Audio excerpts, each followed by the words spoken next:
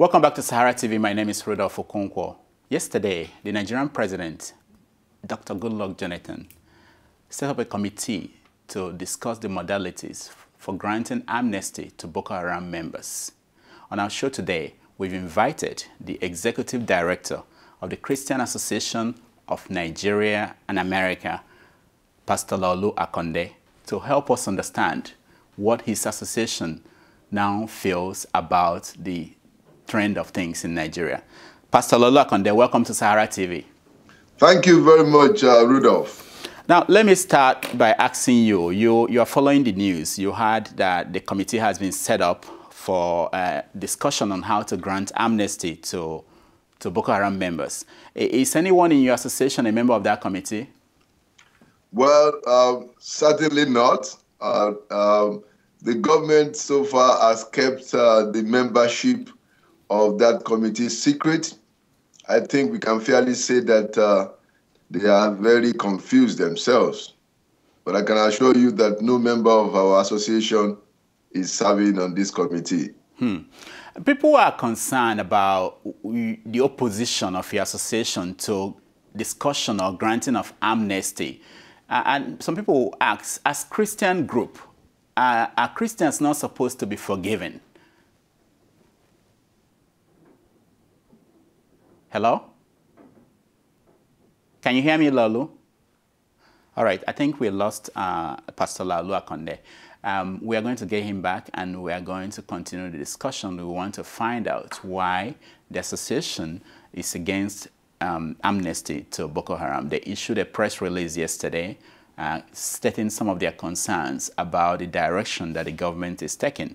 And I will ask him, for instance, we know that his members of the Christian Association, they've been close to the Jonathan administration. They were also close to the Obasanjo administration. But yet, it seems as if they've lost the political game. So when we get him back, we are going to get him to answer some of these questions. We also want to look at the wider scope of the issue concerning the demands of the Boko Haram members in terms of the structure of Nigeria. We will ask him, why is it that his association is not in the forefront of the agitation, which has been there for a long time, for a restructuring of the country in such a way that the position of the Boko Haram people could also be integrated in that discussion. There are a lot of issues to be talked about, and hopefully our technical group will be able to reconnect with Laolu Akande, and we will get him to take on some of these questions. I think we got him. I understand that we got him. Hello, Pastor Akande. I'm upside down. Hello, Pastor Akande. Are you there? Yes. Okay. All right. While we try to fix your picture and every other thing, let me continue the discussion with you. I hope you'll be able to do that. Will you? Yes. All right. So the second question I have for you is, as a Christian, people are wondering, why is it that a Christian group like your group is supposed to amnesty for Boko Haram? Why we are opposed to amnesty for Boko Haram is that it takes two to tango. You cannot offer amnesty for a group that has made it very clearly certain that they are unwilling to negotiate. A group that has killed leaders who have even advocated for amnesty or any kind of negotiation. We do know that they've killed quite a few of them. So the question is, this group is not interested by their own choice in negotiation. You just have a group of political elites just posturing here, really. Now let me ask you, because your group, the Christian Association in Nigeria and abroad, they've been technically in bed with the Obasanjo administration, the Jonathan administration. We see the presidents going and kneeling down, praying in churches. Do you feel that your group now has lost the political game, since the presidency is now being pressured to think about granting amnesty to Boko Haram? Well, I don't know what you're talking about, Rudolf. The Christian Association of Nigerian-Americans, Canaan, was formed last September, and since then, you can make your own determination as to the credibility of who we are and what we do. We speak for the Nigerian-American Christians. We speak for voiceless people. We speak for the victims of Boko Haram, and we will continue to raise our voice. We are not concerned about the political shenanigans in Nigeria. That is not our mission. Our mission is to raise the voice for the voiceless. Our mission is to question the theater of the absurd. Our mission is to question the perfidious proposition that some political elites and the Nigerian government are beginning to offer the Nigerian people. And I can assure you that we're not going to keep quiet. Now, in your press release, you said that you asked the question, does the federal government even know the count of the victims? And I want to ask you, does the organization know the count? Well, we certainly have an idea. We've compiled figures. We've compared figures with what the Associated Press has done. And we are only concerned that the federal government has not taken any kind of action, at least known to the public, about these victims. They have neither, they don't have the statistics.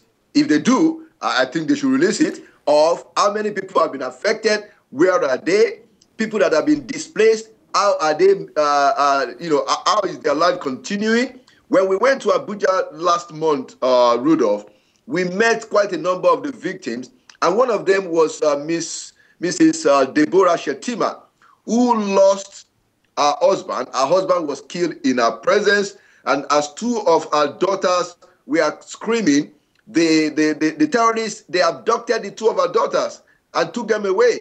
Up to today, nobody knows where those girls are. The Nigerian government is not concerned about their welfare. And then 3 months after, the terrorists came back and killed the son of this woman.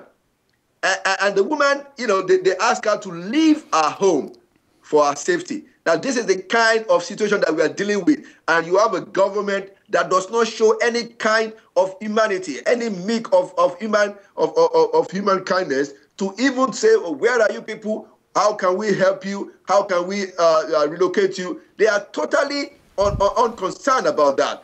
Instead, they are listening to a group of political elites in the north who are only trying to get themselves located for 2015. And it is very, very outrageous that this kind of thing is going on, and people are even talking of amnesty for people who have said clearly that they don't want amnesty.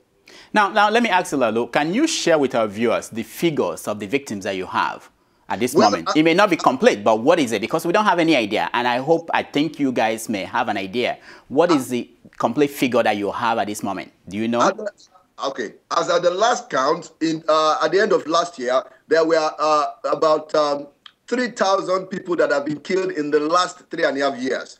Last year alone, over 800. Last year alone, over 800 were killed, and majority of these are Nigerian Christians.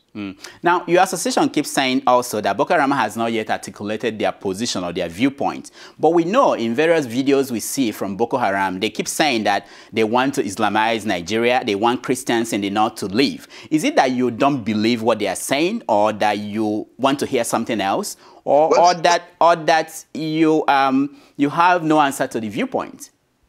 That's a very good question.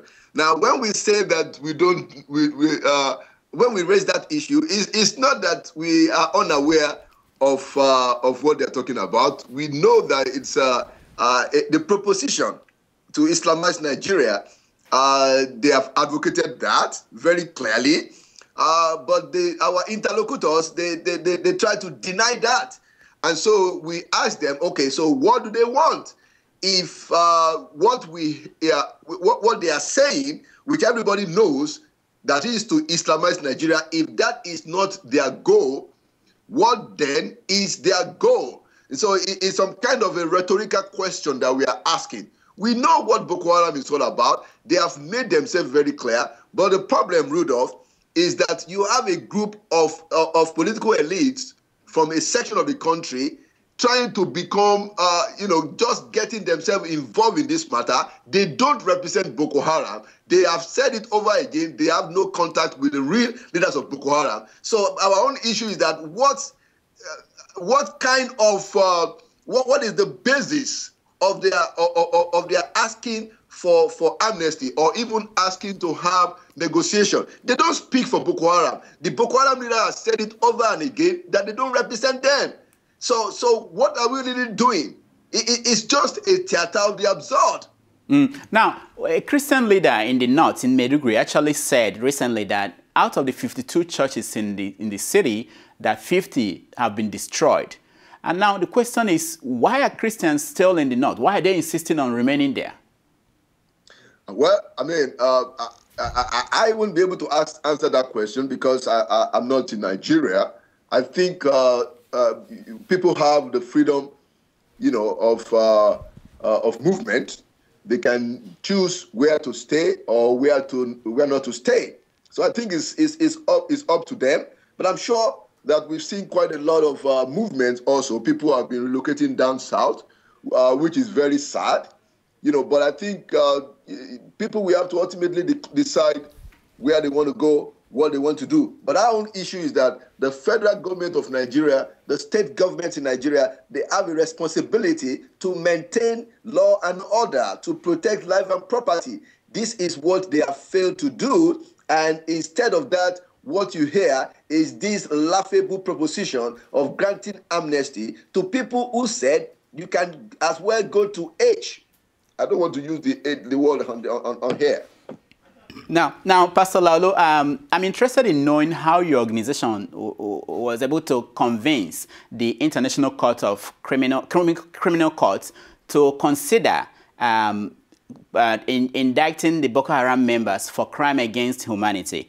I want to know if your organization also considered earlier killings in Nigeria, like the killing at Odi, the Zango Kataf, and other killings of people in Nigeria. And are you worried that if ICC should come to Nigeria and look at all these killings, that there may be more, including the current JTF operations in the north, that more people or more groups, even former presidents, might be indicted for crime against humanity? Look, Rudolf, anyone who has breached international law, anyone or anywhere where the rights of people have been violated, anywhere where crimes against humanity has been committed, any attempt to bring them to book will be justified and legitimate. You know, what we are saying here is that the Nigerian people deserve to be treated with the respect and the fundamental human rights that belong to them. And so we are not going to pick and choose, what kind of justice should be, or where justice should be enforced. We support justice in every situation. Okay, now we all know the attack on churches in northern Nigeria didn't start with Boko Haram. It's been going on for a long time, even in the 60s. The question is, when did the association or the Christians in the north or in Nigeria, when did they realize that the presence of churches in the north has been an issue for some segments of people in the north? No, I think, Rudolf, that the people have always expressed their disdain. People have always protested about these things. People have not been silent. The form of the organization might differ from time to time, but I don't think we can say that there was a time people tolerated this. At least people voiced their opinion.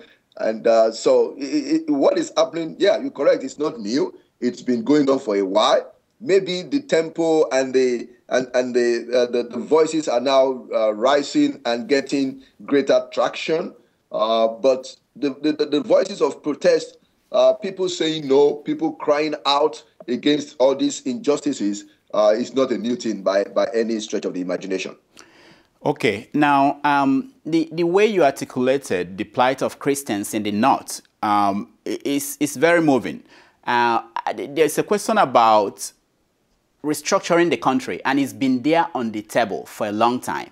And I want to know, for people who believe that the crisis is a lot deeper than this, and they've been pushing for a restructuring of the country, they've not received that kind of support from Christian leaders who have been behind former presidents like Obasanjo, and they are now behind Jonathan. Why would they, these people who are agitating for a kind of discussion, national conference, sovereign conference, where these issues will be discussed, why would they take the kind of position or support the move by your association and some other Christian groups to now deal with this Boko Haram issue in isolation of all the bigger issues that should be discussed?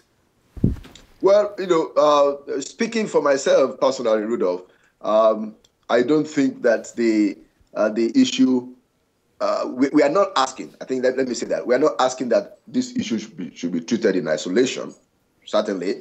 Our hope, and I guess the expectation of the average Nigerian, as a matter of fact, the expectation of well-meaning Nigerians, is that these issues can be dealt with as profoundly as possible.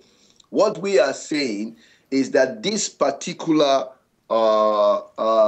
killing of Nigerian Christians, has got to stop. As we hope every other form of injustice and the harassment of the Nigerian people also ought to stop. And so personally, the association has not taken a view on this, but personally, I agree with you that we need to have a national conference where all the contending issues about our nationhood ought to be on the table. Now, that is my personal opinion. But as an association, we have not actually broadly dealt with that issue. And I suspect we might have to do that in the future. But yes, I agree with you that there ought to be some kind of a holistic, approach to solving these problems. I know you are here in America, and I know that your association is working, trying to get the American government and agencies to hear your viewpoint. But most of these people in America are in support of the approach that President Jonathan is now taking. Is it a failure of your organization to convince them that this is a better approach, your own approach should be better than what they seem to have pressured the president to now implement?